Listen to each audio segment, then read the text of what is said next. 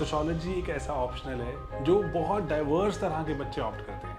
और ना मेरी यहाँ पे सिर्फ एक ही कोशिश है आप सभी के साथ कि सोशियोलॉजी एक बर्डन ना बने, सोशियोलॉजी रादर एक ऐसा एसेट बने जो आपको जीएस में, एसए में, सब जगह हेल्प करता चले। और इनफैक्ट एक ऐसे माइंडसेट के डेवलपमेंट की बात मैं चाहता हूँ करना जो आपको इंटरव्यूज़ में भी हेल्प करे और रिफ्लेक्ट करे आपके आंसर्स में। तो दोस्तों, यहाँ स्लीपी क्लासेस पर एक ही चीज़ है जो हमें गाइड करती है, वो ये है कि स्टूडेंट एक्सेल करें एग्जाम्स में, चाहे वो सोशियोलॉजी का कोर्स हो या कोई भी और जीएस का, पॉलिटिकल साइंस, कोई भी कोर्स हो। एक्सेलेंस ही रिक्वायर्ड है यूपीएससी में अंत में रैंक दिलाने के लिए। बहुत से डाइवर्स तरह के बच्चे जुड़े स्लीपी क्लासेस के साथ। सोशियोलॉजी का कोई बैकग्राउंड भी नहीं था, एक्सेल किया, सिंगल डिजिट रैंक लिए। वही कोशिश कर रहे हैं हम पर्टिकुलर अपने कोर्सेज में कि आप जुड़ें अगर हमारे साथ तो सिंगल डिजिट रैंक निकालें और सबसे ज़रूरी बात, पूरे प्रोसेस को एंजॉय करें। हेलो दोस्तों, स्वागत है आप सभी का C5 टॉपिक में। और लास्ट हमारे पास ये मूवमेंट्स हैं, ये हैं एथनिसिटी एंड आइडेंटिटी मूवमेंट्स। इस बार ये इंपॉर्टेंट हो सकती हैं क्योंकि आपको पता है एनआरसी को लेकर बहुत डिबेट चल रही है असम में। सेक्शन 35 जो अपना आर्टिकल 35 है JNK में, वो एथनिसिटी की बात हो रही है कि आइडेंटिटी की, कौन इंडियन है, कि कौन कश्मीरी, कौन असमीज है ना। तो इसको लेके रिगार्डिंग बात हो रही है। तो कहीं ना कहीं एथनिसिटी बीच में आ रही है। तो एथनिसिटी क्या एक जरिया ही है आइडेंटिफाई करने का खुद को, कि कैसे आइडेंटिफाई करता हूँ मैं खुद को। फॉर एग्जाम्पल, जैसे मैं खुद को किसी ग्रुप या ब्रॉडर सोसाइटी का पार्ट मानता हूँ। लेट्स से मैं कह सकता हूँ, मान लो अगर मैं रहता हूँ जो दिल्ली में एंड लेकिन लेट्स से मेरी जो रूट्स हैं वो हो सकती हैं पंजाब से हों, तो मैं क्या पंजाबी हो जाऊँगा या मैं दिल्ली का रहूँगा। तो आइडेंटिफाई मैं खुद को कैसे करता हूँ? अगर मैं लेट्स से सेम इंसान मैं चला जाऊँ USA में, तो वहाँ पर तो सभी लोग अलग हैं, तो मैं इंडियन बन जाऊँगा, है ना। तो मैं पंजाबी एक्सेट्रा मैं जो भूल जाऊंगा। हो सकता है वहाँ जाके मुझे USA में जाके मुझे कोई अब सिमिलर कोई मुझे एक सेम लैंग्वेज बोलने वाला इंसान मिले, लेकिन पता चले वो पाकिस्तान से था, तो लेकिन वो भी था पंजाबी बोल रहा था, मुझे पंजाबी आती है, तो हम दोनों फिर से पंजाबी हो जाएंगे। तो हम इंडिया पाकिस्तान भूल जाएंगे, हम एशियन हो जाएंगे। तो आर यू गेटिंग इट कि किस तरह से हम किस तरह से खुद को आइडेंटिफाई करते हैं, वो हमारी एथनिसिटी उसको बयां करता है। हमारी एथनिसिटी वेरी भी कर सकती है। हम मल्टीपल एथनिसिटीज, आइडेंटिटीज इकट्ठे लेकर चलते हैं एक ही साथ, ठीक है। ओके, जब कि इंडिविजुअल खुद को कैसे आइडेंटिफाई चाहता है करवाना, वही एथनिसिटी बताएगी। हमारी एथनिसिटी कहाँ से आती है? बहुत से सोर्सेज हो सकते हैं। आप सोचिए खुद, ये मैं आपको लिस्ट दे रहा हूँ, उसके बियॉन्ड भी हो सकते हैं। जैसे लैंग्वेज है ना, जो आप लैंग्वेज बोलते हैं उसके बेसिस पर, जैसे कि जर्मन स्पीकिंग जो लोग थे उन्होंने इकट्ठे होकर जर्मनी बना दिया, ऐसा हुआ ना, लैंग्वेज के बेसिस पे बनाया गया। देन रीजन के बेसिस पर कि नॉर्थ इंडियन हो आप, अच्छा साउथ इंडियन हो, नॉर्थ इंडियन में फर्दर आप पंजाबी हो या हरियाणवी हो या हिमाचली हो, रीजन बेस्ड। रिलीजन बेस्ड कि नॉर्थ इंडिया में सभी क्या सेम है? नहीं। आप अच्छा मैं बोलूँ सभी पंजाबी सभी सेम है? नहीं। रिलीजन के बेसिस पर अलग हैं, ये सिख हैं, ये हिंदू हैं, ये मुस्लिम हैं। एंड देन कास्ट के बेसिस पर हो सकता है, हिस्ट्री के बेसिस पर होना तो बहुत ही ज़्यादा एक ये अब आजकल प्रोमिनेंट सी चीज़ हो गई है कि हिस्ट्री के बेसिस पर, कि कलेक्टिवली बोला जाता है कि हमारी सभी की शेयर्ड हिस्ट्री है। तो इसीलिए हम सभी को, जैसे इंडिया में बात हो रही है, इंडिया को एज अ नेशन बनाने की बात करते हैं जब हम, तो हम क्या बोलते हैं? हम सभी की एक शेयर्ड हिस्ट्री है। आप भूल जाइए आपके जो भी लैंग्वेज है, रीजन, रिलीजन, कास्ट जो भी है, भूल जाइए। आप सभी की हिस्ट्री क्या है? अंग्रेजों ने आपको एक्सप्लॉइट किया, आप सब लोग इकट्ठे हो जाइए। शेयर्ड हिस्ट्री, आपने इंडिपेंडेंस मूवमेंट में जो आज़ादी ली थी, वो देश बनाया था, वो आपका है, शेयर्ड हिस्ट्री।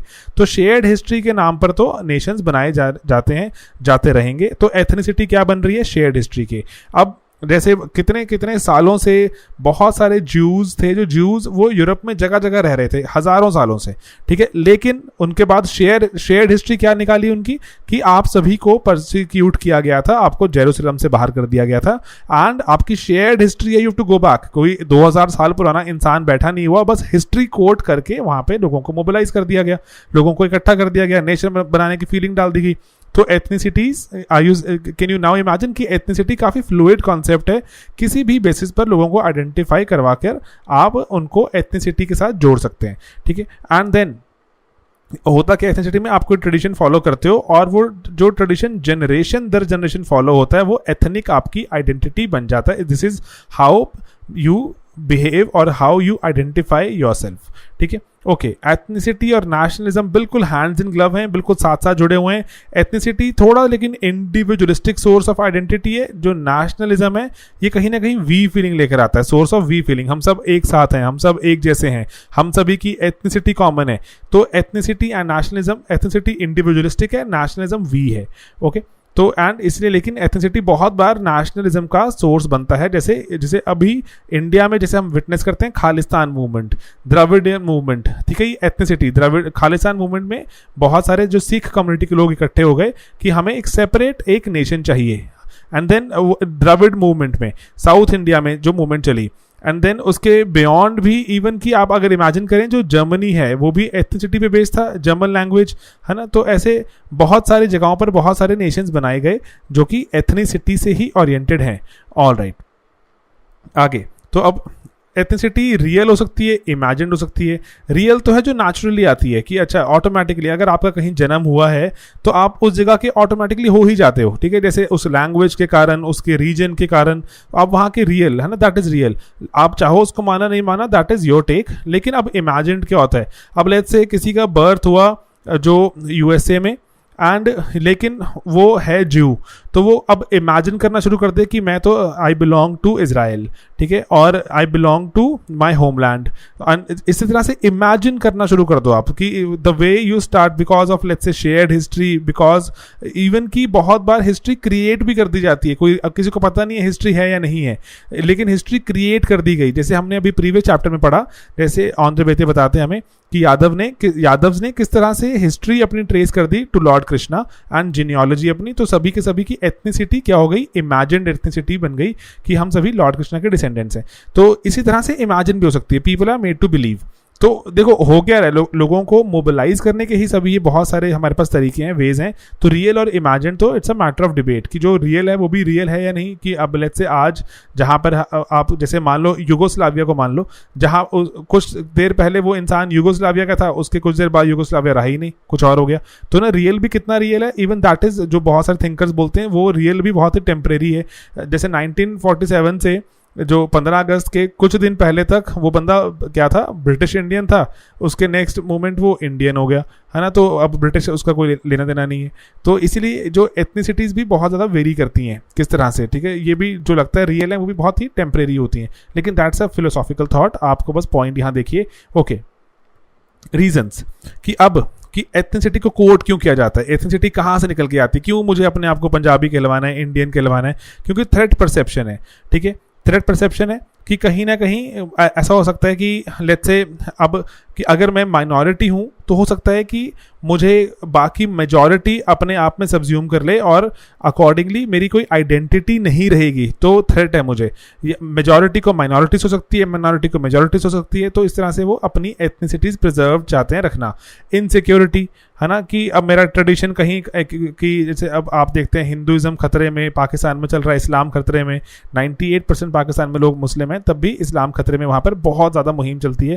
एंड देन उसके बाद जैसे डिस्क्रिमिनेशन विटनेस की जाती है, मार्जिनलाइजेशन विटनेस की जाती है कि पर्टिकुलर मार्जिनलाइज हो गए, गरीब रह गए, बहुत कम्युनिटी गेटोवाइज हो गई। एंड देन जो उसके बाद आइडियोलॉजीज में भी कॉन्ट्राडिक्शन हो सकती है कि आपकी विचारधारा वैसी, हमारी ऐसी।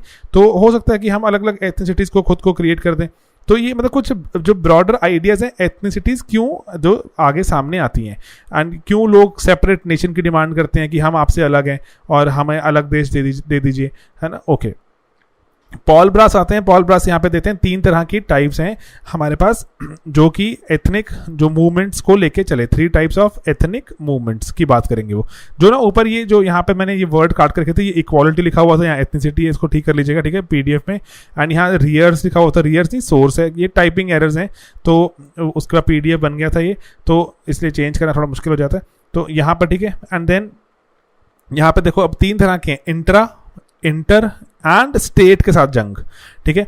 स्टेट मतलब सरकारों के साथ जंग। इंट्रा मतलब क्या हुआ कि विद इन एक कोई एथनिक ग्रुप के विद इन लड़ाई हो रही है, जैसे शिया सुन्नी हो रही है, प्रोटेस्टेंट कैथोलिक हो रही है।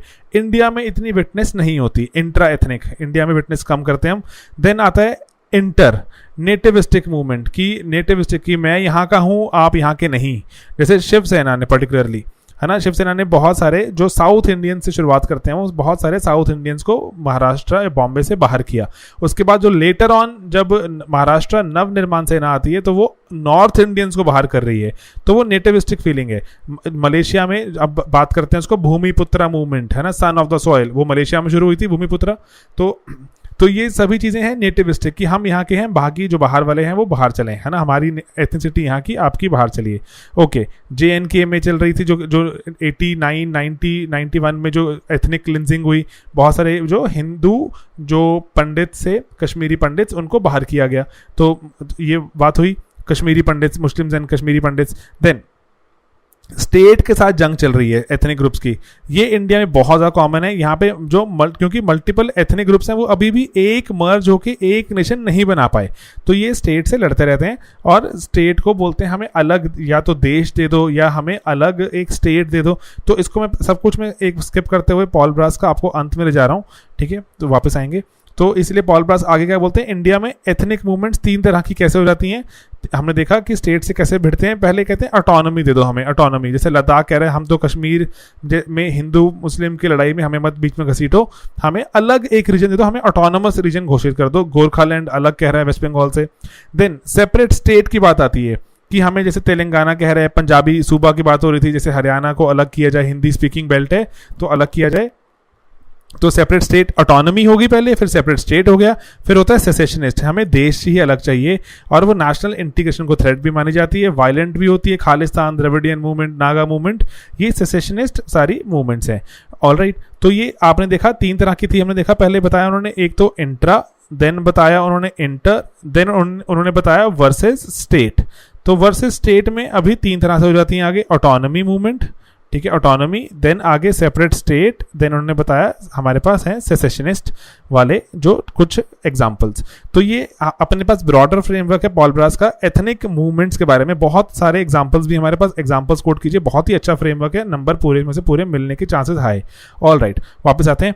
तो यहाँ पर अब हुआ क्या कि एथनिसिटी एक अपने पास एक फ्लेक्सिबल कॉन्सेप्ट है, एस्क्रिप्शन से भी आ सकता है, अचीवमेंट से भी आ सकता है, ठीक है, और उसके बाद जनरली विल्बर्ट मूर क्या बोलते हैं कि प्राइमॉर्डियल, मतलब कुछ ऐतिहासिक बहुत ही पुरानी चीज़ों से हम जोड़ने की ट्राई करते हैं खुद को, कास्ट, रिलीजन वगैरह से, और लेकिन अब हो क्या रहा है कि अब इंक्रीजिंगली मॉडर्न वर्ल्ड में हम जैसे क्लास ड्रिवन होते जा रहे हैं, सिमिलर क्लास के साथ ही हम उठते बैठते हैं। तो ठीक है, ट्रेडिशन क्या बोलता है कि प्राइमॉर्डियली सारे कास्ट, रिलीजन, रेस वाले एक तरफ हो जाओ, इकट्ठे हो जाओ। मॉडर्न बोलते हैं नहीं सर, क्लास ऑक्यूपेशन के साथ ही चलेंगे। तो इसमें जंग ना कहीं जंग चल रही है। और जो अब जो समनर का एक बहुत ही अच्छा वर्ड था एथनोसेंट्रिसिज्म, तो समनर यहाँ पे समनर क्या बोलते हैं, SUMNER है, यहाँ पे समर लिख दिया गया है क्योंकि टाइपोज हैं, मैं साथ साथ करेक्ट कर रहा हूँ आपके लिए, ठीक है, WG समनर। तो ये एथनोसेंट्रिसिज्म वर्ड बोलते हैं कि हमें अपनी जो एथनिसिटी होती है वो लगता है सबसे यूनिक, सबसे बढ़िया। जैसे आपने आए दिन सुना होगा कि आपको वो जैसे आता है ना, व्हाट्सएप पे आता है कि भारतीय राष्ट्रीय गान को यूनेस्को ने बेस्ट राष्ट्रीय गान घोषित किया है यूनेस्को ने, नहीं किया हमें नहीं पता, वो इतना पता है कि एथनोसेंट्रिसिज्म है, हमारे को हमारा राष्ट्रीय गान सबसे अच्छा लगता है, ठीक है। तो एथनोसेंट्रिसिज्म की लिमिट्स हैं वो।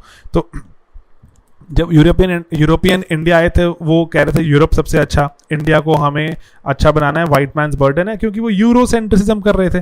तो अपनी एथनिसिटी को सेंट्रिक जब हम सबको देखना शुरू करते हैं, हम सबसे अच्छे, बाकियों को भी ऐसा हो जाना चाहिए, तो हम क्या हैं, एथनोसेंट्रिक। ओके, अब 2 तरह के स्कूल ऑफ थॉट हमको समझना जरूरी है, एक है मॉडर्नाइजेशन वाले, एक है प्राइमॉर्डियलिस्ट। मॉडर्नाइज वाले क्या बोलते हैं कि with time sir citizenship, nationalism, patriotism सबको एक कॉमन आइडेंटिटी दे देगा, आप सब इंडियन हो जाओगे, पंजाबी, हरियाणवी, तमिल, महाराष्ट्रियन कुछ नहीं रहेगा, मराठी, ठीक है, आप सब इंडियन बन जाओगे। मॉडर्नाइजेशन थ्योरी ये बोलती है। प्राइमॉर्डियलिस्ट क्या बोलते हैं कि सर ये कभी नहीं जाएंगी ये वाली identities, they will always stay, सिर्फ हिडन हो सकती हैं ये, they might be hidden in society, लेकिन दे विल नेवर गो, ठीक है। दीपांकर गुप्ता क्या बोलते हैं कि आइडेंटिटी जो हमारी बेस जो मूवमेंट्स हैं वो कैसे हो, कहते हैं वो माना गया था ऐसा कि ना विद टाइम खत्म हो जाएंगी, इंडिपेंडेंस के बाद जैसे जैसे डेमोक्रेसी आएगी, अपने अपनी तरह से रूल करेंगे लोग, खत्म हो जाएगी। लेकिन इनिशियली जैसे था क्या, जैसे देखने को मिली हमें लिंग्विस्टिक, लैंग्वेज के बेसिस पर हमें, ठीक है, जैसे पाकिस्तान क्रिएट कर दिया गया रिलीजन के बेसिस पर, है 3 तरह के दिखते हैं, लिंग्विस्टिक, ट्राइबल, रिलीजियस, ठीक है। पाकिस्तान रिलीजन के नाम पे अलग क्रिएट हो गया, लिंग्विस्टिक के नाम पे तमिलनाडु स्टेट अलग हो जाती है, ट्राइबल के नाम पर नागालैंड की डिमांड आती है, हमें अलग चाहिए, ठीक है। उसके बाद लेकिन मूवमेंट था कि ना दे विल डाई आउट, क्योंकि जैसे जैसे डेमोक्रेसी एक्सेलरेट करेगी आइडेंटिटी तो खत्म हो जाएंगी। तो लेकिन ऐसा नहीं हुआ, क्योंकि 2-3 कारण थे। पहला एक तो इकोनॉमिकली कुछ लोग बैकवर्ड रह गए, पॉलिटिकली बैकवर्ड रह गए, है ना। तो पॉलिटिकली बैकवर्ड रह गए, जब सुनवाई नहीं हो रही किसी की ग्रीवांसेस की तो वो कहेंगे हमें अलग ही देश दे दो। इकोनॉमिकली बैकवर्ड रह गए तो कहेंगे हमारे पास आपसे रिसोर्सेज हमारे सारे लेते रहते हो, हमें कुछ मिलता नहीं वापस। तो वहाँ पर हो सकता है कि फिर से आपके जो सेसेशनिस्ट टेंडेंसीज वापस आ जाएं। तो इसीलिए वेरियस तरह की हमारे पास एग्जाम्पल्स मिलते हैं। खालिस्तान मूवमेंट जो है वो पर्टिकुलर तरह की कौन सी मूवमेंट है जहाँ पे इकोनॉमिक डेप्रीवेशन नहीं है, वहाँ पर क्या है, वहाँ पर पॉलिटिकल डेप्रीवेशन है। वहाँ पे पॉलिटिकली जो लोगों को जो इतना स्पेस नहीं मिला, एंड और उसके बाद ऐसे वो भी था particularly there were a few promises made during independence, those were not fulfilled, क्योंकि वही अगेन पॉलिटिकल वैक्यूम की बात है कि पॉलिटी ने ग्रीवांसेस को ठीक से एड्रेस नहीं किया, तो इसलिए सेसेशनिस्ट टेंडेंसीज आती हैं।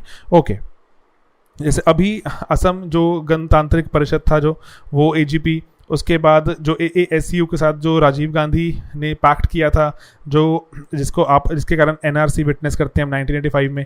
तो एनआरसी के कारण अगेन यू शुड रीड कि किस तरह से एनआरसी आइडेंटिटी को करता है रीइंफोर्स, नहीं GS2 में आपसे पूछ सकते हैं, ठीक है। एनआरसी जो नेशनल जो अभी प्रोसेस चल रहा है पूरा रजिस्ट्रेशन का, एंड 35A। ओके, तो इसीलिए होता क्या है कि हमारे पास जो आइडेंटिटी मूवमेंट आती क्यों है कि अपने जो आइडेंटिटी को प्रोटेक्ट करने के लिए कि वो जा रही है ना, हमने पीछे पड़ा threat perception, insecurity etcetera, glorify करने के लिए। सर हमारी आइडेंटिटी देख रहे हो कितनी मजेदार है, हम पंजाबी, ठीक है, हम तमिलियन, हम मराठी, है ना, ऐसे वाला ग्लोरीफाई करने के लिए एंड रीवाइटलाइज करने के लिए भी आती हैं। कि अभी ये जैसे आप देखते हो कि पंजाब में बहुत जैसे, क्योंकि since I belong to this region तो मैं आपको एग्जांपल ज़्यादा इसके बता रहा हूँ कि पंजाब में बहुत एक स्ट्रांग मुहिम चल रही है कि Punjabi as a language it is disappearing, ठीक है। पंजाबी एज ए लैंग्वेज काफ़ी ज़्यादा डिक्रीज हो चुकी है, क्योंकि दो तरह के इन्फ्लुएंस है, एक इंग्लिश और एक हिंदी का बहुत ज़्यादा इन्फ्लुएंस है। पंजाबी लैंग्वेज काफ़ी श्रिंक हो गई है, जो पंजाबी स्पीकिंग पॉपुलेशन काफ़ी श्रिंक हो गई है। तो इसलिए रीवाइटलाइज करने के लिए तो नई नई तरह की मुहिम आ रही है अभी, तो कि खत्म हो रही है तो उनको दोबारा से रीइन्विग्रेट किया जाए। आशीष नंदी और मदान के दो व्यू आप बस पढ़ लीजिए फटाफट से। आशीष नंदी क्या बोलते हैं कि जैसे जैसे मॉडर्नाइजेशन कहते हैं ऐसे मानते हैं आएगी, वो कल्चर्स को फ्लैटन करती रहेगी, ठीक है। सारे के सारे कल्चर सिमिलर होते रहेंगे सभी, जैसे आप चाहे ढोकला खाते हो, चाहे आप पराठा खाते हो, आप सभी पिज़्ज़ा भी खा रहे हो, ठीक है। तो इसीलिए क्या होगा, ग्रेजुअली कल्चर्स फ्लैटन हो जाएंगे। तो अब सिर्फ और सिर्फ ढोकला या डोसा, जो जैसे मान लो डोसा सिर्फ साउथ इंडियंस नहीं खाते, पूरा देश खा रहा है। ढोकला सिर्फ गुजराती नहीं खाते, पूरा देश खा रहा है। पराठा पूरा पंजाब नहीं खा रहा, सिर्फ पूरा देश खा रहा है। तो इसीलिए कहते हैं कल्चर मॉडर्नाइजेशन के उसमें जब चीज़ें बहुत जल्दी यहाँ से वहाँ पहुँच जाती हैं तो कल्चर सारे सिमिलर होने शुरू हो जाएंगे, फ्लैटनिंग हो जाएगी कल्चर्स की, एंड सारी कम्युनिटीज ग्रुप एक तरह से हो सकते हैं। लेकिन वो पैरेलली क्या बोलते हैं कि कहते जैसे जैसे ये फोर्सेस आएंगी मॉडर्नाइजेशन की जो फ्लैटन करने की ट्राई करेंगी, तो बहुत ही बेचारा एक बेसिक सा डायग्राम बनाने की आपके ट्राई की एग्जाम में बना सकते हैं आप।